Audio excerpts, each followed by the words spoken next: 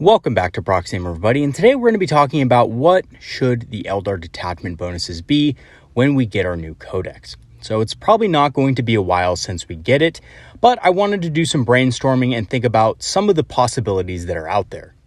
And like a lot of you guys are probably feeling, we're a little bit jealous of these new codexes that are coming out with all of these new enhancements and all of these new detachment bonuses and stratagems and things like that for different play styles. And, we want some of that too. And a lot of us have been very excited to see what GW comes out with for our detachments when the Codex finally does come out in 2025. But in the meantime, I thought it'd be fun to do a video on what we could see, what are the possibilities, while trying to keep it realistic to what GW has done so far. So without further ado, let us go ahead and jump right into a quick overview of what we're going to be looking at in today's video. So first, we're going to be doing a quick recap on what detachments are and how they have looked like in the other codexes so far. So Necron, Adeptus Mechanicus, Space Marines, and of course the Tyranid. And we're also going to be looking at what the Eldar detachments should be focused around and my ideas for which bonuses they should get. So first and foremost, detachments are bonuses that your army gets in addition to its regular army rules, and the bonuses given to us in our index detachment have been pretty general purpose, but the codexes have specialized detachments revolving around a certain unit type or play style. So all of the indexes right now have a pretty general basic detachment, which is good for pretty much all play styles, but it's not specific to certain units, which is a shame because, what I liked about 9th edition was all the different specific play styles that you could play into with the different craft world bonuses and the different, army bonuses and things like that.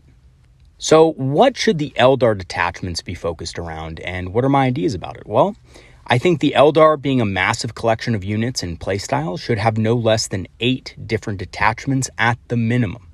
I think that's the absolute minimum, and if it was up to me, I'd have upward to 16 or 17 of them for each and every one of the major craft worlds. So, not just the main 5, but, going on into the other craft worlds as well. Now, of course, GW is not going to do that. We all know that. They're probably going to keep it to, the main craft worlds and maybe, Yari and Harlequins, which is what I'm thinking as well that they'll do. So that's what we're going to focus on today. The detachments need to be revolved around the 6 main craft worlds, Harlequins, and of course the Yari. So before we get into my ideas, I want to share with you guys how I designed the detachment bonuses. So I based them off of what we had already seen conceptually in the other codexes that have been released. Bonuses that revolve around a particular unit or playstyle. Each detachment bonus has a minor army-wide effect and a more powerful effect for a select group of units. So I'm a believer that any detachment that you take should benefit your army as a whole. Like, for example, if you are part of an aspect assault army, you're part of a Beal-Tan strike force, but you're not an aspect warrior. Well, that may be, you may not be a highly skilled aspect warrior, but you're going to pick up on some of the skills that the aspect warriors have and adapt it to your own fighting style. Because guess what? That's survival, right? So each craft world or each detachment is going to have a minor army-wide effect that affects everything and a much more powerful specific effect. And we're going to start off today with the Aspect Assault, so the Beal-Tan, right? Now, it is going to be called Aspect Assault because technically you don't have to be Beal-Tan to do this, right? You can kind of make up your own craft world and rules or whatever. But essentially, units in this detachment get +1 to their hit rolls on any turn in which they arrive from reserve, disembark from a transport, or during your first turn when deployed using the Infiltrate special rule. And that's basically everything. So everything in the army can get a +1 to hit if it fulfills that criteria. Now, more specifically, if the unit has the aspect warrior keyword, it gets +1 to its wound rolls as well. So imagine a unit of Dire Avengers coming out from a transport, getting +1 to hit, +1 to wound. That is pretty strong. But also think of this. Units of Striking Scorpions or Swooping Hawks coming out of reserve and doing extra damage with their weapons. Now, I know what a lot of you guys are thinking, well, Proxy Hammer, this isn't really that strong of a rule. It's only once per game, maybe a couple times a game on things like Swooping Hawks, but it's really not going to be that impactful. However, the idea behind this is that you could have stratagems and enhancements that could support this kind of play style. So either going back into reserve, going back into transports, so that your army can continue to get those buffs throughout the game. And I do think this kind of detachment is really fun, and even units that are not aspect warriors are getting a benefit from it. Yeah, +1 to hit isn't super powerful, but it is a pretty good buff in a lot of different circumstances. All right, so moving on to the Spirit Host detachment. So this is an Iyanden themed detachment, so it's going to be centered around wraiths, but it's going to have a buff that's going to benefit every unit in the army anyway. So its first buff is units in this detachment may reroll Battle Shock or Leadership tests. Now this may seem like a stinker to a lot of you out there, and it's not the greatest, but it is a minor buff, and I've actually found that being able to reroll Battle Shock and Leadership, while definitely not something to write home about, it is a pretty decent buff to have army-wide. Armies are often forced to take Battle Shock tests. If you can, reroll those or not have to use Fate dice to make sure you pass those, that is a good thing. Also, if Wraith units specifically get targeted with Battle Shock kind of stuff, they don't really like that because they want to be targeted with stratagems and so forth during your turn. And the next part of this detachment bonus is if the unit does have the Wraith Construct keyword, it gains the Feel No Pain 5+ special rule. So your Wraith Lords, your Wraith Knights, your Wraith Guard, and Wraith Blades are all getting Feel No Pain 5+. So why do you pick Wraith Guard and Wraiths? Because you want a tough army, and this enhances this even further. Now, the weakness of a Wraith army nowadays is that they don't really hit as often, right? They have weapon skill, ballistic skill 4. They really do need a Spirit Seer. So if you're going all into Wraiths, you do need things to help that out. And that's where the enhancements and the stratagems come in. So mobility is also a very big concern with Wraiths. We would have, stratagems and enhancements that could help out with mobility. And you could give these to Spirit Seers and they could join the Wraith Guard and Wraith Blades. And I'm even thinking of perhaps an enhancement that you give a Warlock to be able to join a Wraith unit, which would be pretty cool, right? If Warlocks could join Wraiths, I think that could be pretty strong and a pretty good reason to take a Warlock in your army. Okay, so let's move on to the Wild Host. So this is the Samhain-based detachment, so it's going to be revolving around mounted units. So I really feel like the Samhain has always been a very hit-and-run style army from the beginning with jet bikes. So that's the theme we're going with for the Samhain. Units in this detachment may make a normal move of 3 inches in the shooting phase immediately after resolving their attacks against an enemy unit, but cannot declare a charge in the turn they do so. And I have to say, I always felt like the Samhain bonuses from 9th edition were completely out of character for the craft world, right? In some of the older lore, it was always said that the Samhain were experts in hit and run tactics. And the fact that the 9th edition, craft world bonus was they get to re-roll their charge rolls, it just didn't really make a lot of sense, especially since Wind Riders are not a combat unit and never will be. So it was weird that Shining Spears were actually more effective than actual Wind Riders in a Samhain craft world. And simply put, that's going to change, because now all the units in the army can make a 3-inch move. However, if the unit has the mounted keyword, they can increase this distance to 6 inches. So this is like the old jet bike rule. If any of you guys used to know what the old jet bikes used to do, they actually used to be able to move 6 inches in the assault phase instead of charging. Well, now we're just going to make it a 6-inch battle focus that mounted units can benefit from. So your Wind Riders, your Shining Spears, your Shroud Runners, and, your Skyweavers, your Harlequin Skyweavers can all benefit from a 6-inch move that you can do after shooting.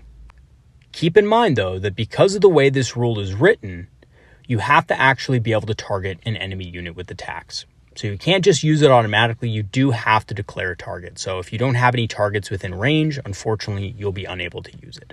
Same goes for the mounted units as well.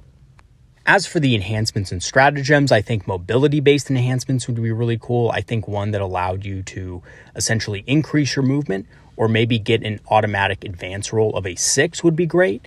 And I think one that allowed you to advance and charge would also be very good.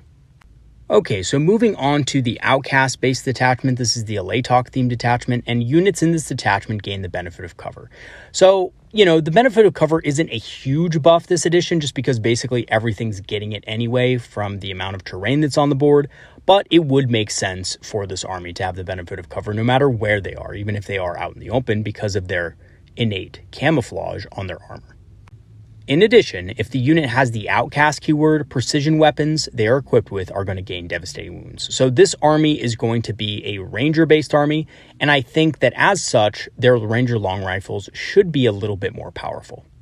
And, if you're going to take more rangers in your list, you're going to lack a little bit of damage, so giving their weapons devastating wounds is a good way to make up for this. These stratagems and enhancements could, of course, be based on tricks and traps. So things like, wire weave grenades like we had last edition and 9th edition. So you could, use it on an enemy unit, you could deal some mortal wounds to it, and they could get a reduced charge distance. Or you could have an enhancement or stratagem that gave an Outcast unit lone operative for a turn. So kind of like Dark Obscuration, except for rangers instead. So I think that would be a pretty good thing, and also very thematic and fun. All right, so moving on to Eldas Destruction. This is the psychic-based enhancement. This is going to be the Uthway-themed detachment. So each time a unit in this detachment is targeted with a psychic attack, subtract 1 from the wound roll. So, Uthway is more resilient to psychic energy because their farseers are so powerful. They have the runes of warding, of course, so psychic powers are going to be less effective against their troops. In addition, if the unit has the Psyker keyword, then psychic weapons that unit is equipped with gain devastating wounds. So one of the most horrible things that happened in 10th edition was the nerfing of things like the Witchblade and the Singing Spear and some of the Eldar psychic attacks. And yes, while the attacks themselves aren't bad, they're nowhere close to epic, right? Maybe they'll kill a Marine, maybe 2 Marines, and that's about it. So giving them the devastating wounds ability, I think really helps them and incentivizes players to be taking Farseers and Warlocks more often in their lists. And furthermore, this actually makes Warlocks worth it because now their Destructor abilities are pretty powerful. So, dropping these guys out of a Falcon, rerolling wounds with devastating wounds could be a really good tactic and honestly super fun.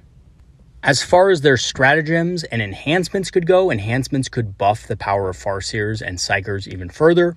You could make it so that Farseers don't have to actually roll to activate their psychic powers. So instead of on a 2+, it just goes off automatically. Doesn't seem like a big deal, but I'd pay 10 points for it.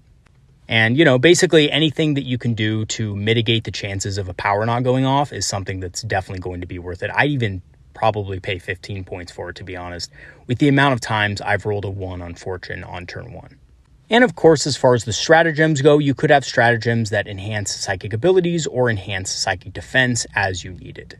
So I'm going to be real with you guys. I did debate whether or not I should put these guys in here, but they had craft rolled bonuses in 9th edition, so I didn't think it was fair to leave them out here.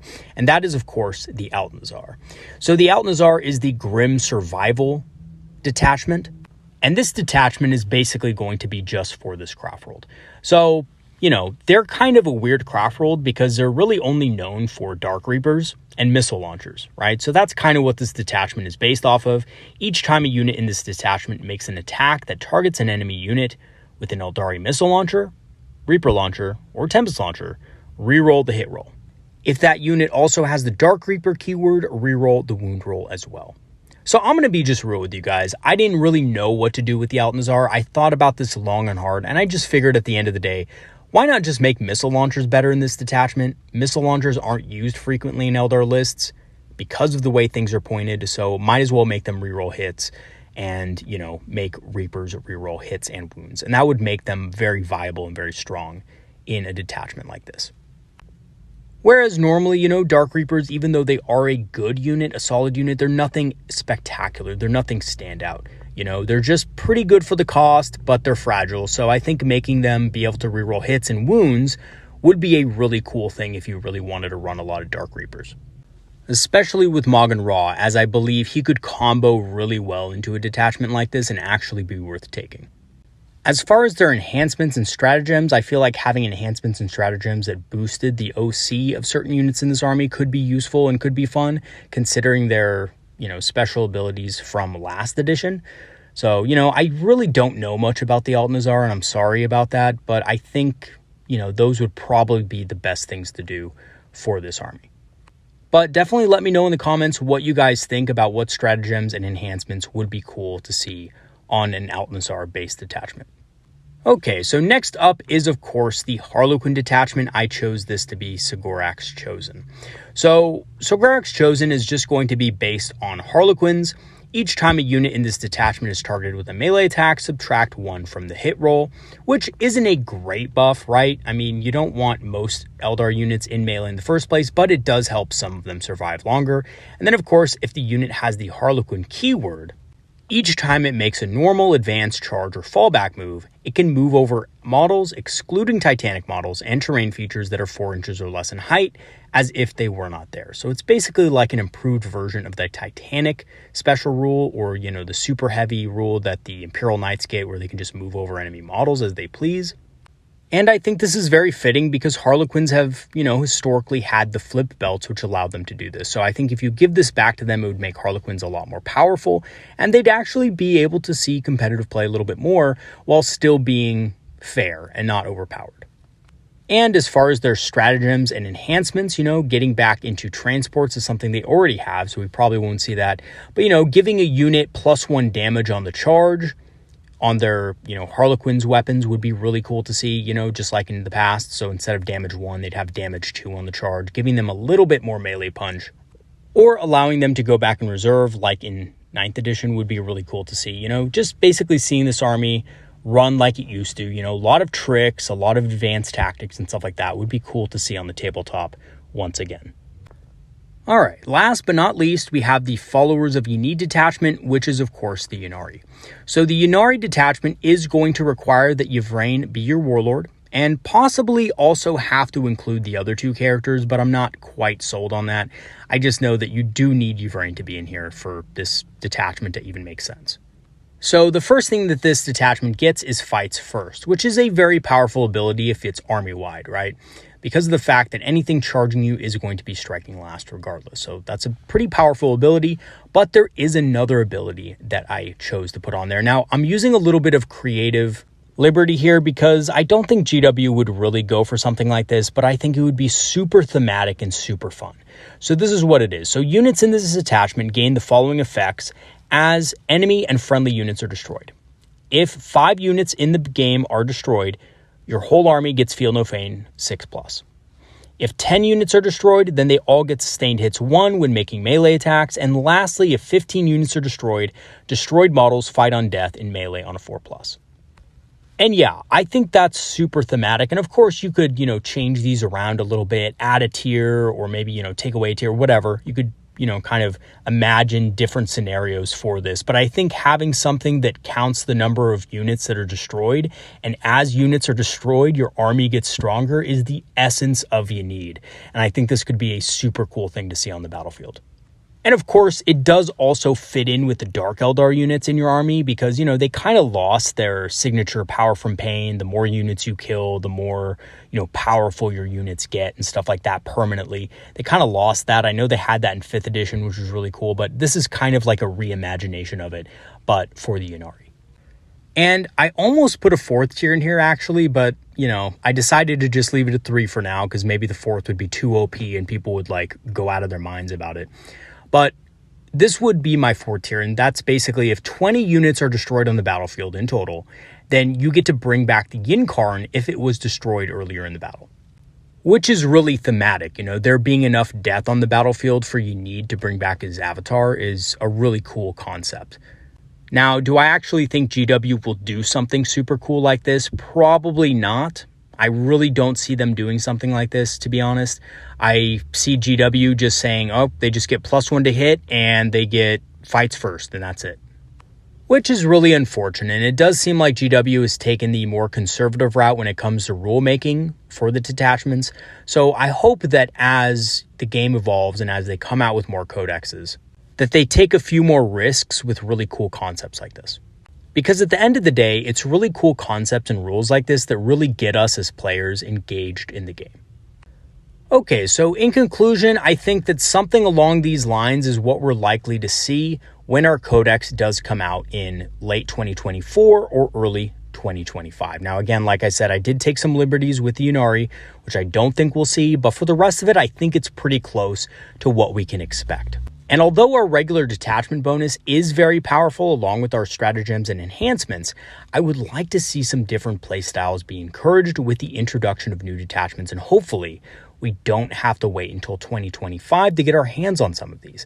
And another thing I would like to press GW to do is come out with a couple of detachments for the indexes that you haven't written codexes for, so we can get a little bit of a taste of something different, right? And I think this could only help them out. This could only increase their sales. Like if they came out with a single detachment for Harlequins, for example, or Yari, for example, I think that would go a long way towards keeping people interested in the game.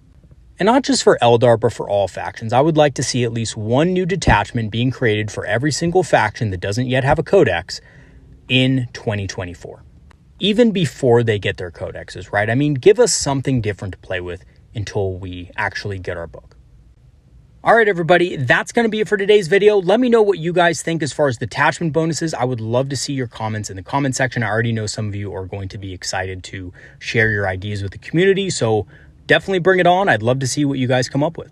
And once again, I do want to thank my patrons and supporters for supporting the channel over the last year. Your help has greatly improved the channel and helped it grow significantly.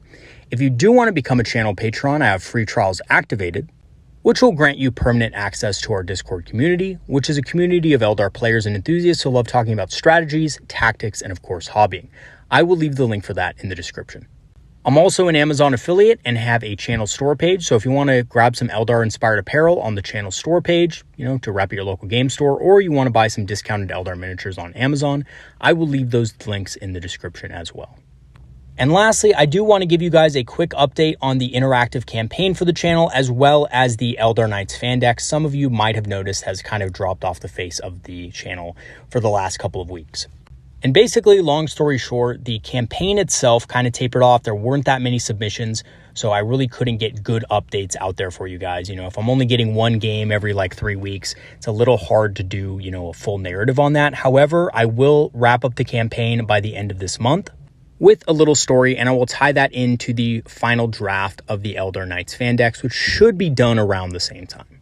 If you do have any further questions about that, let me know. Shoot me an email at my channel email, and you can gain full access to that final draft if you are a member of our channel's Discord. All right, everybody, that is going to be it for today's video. Thanks for watching once again, and I'll see you guys next time. Have a good one, everybody. See you later.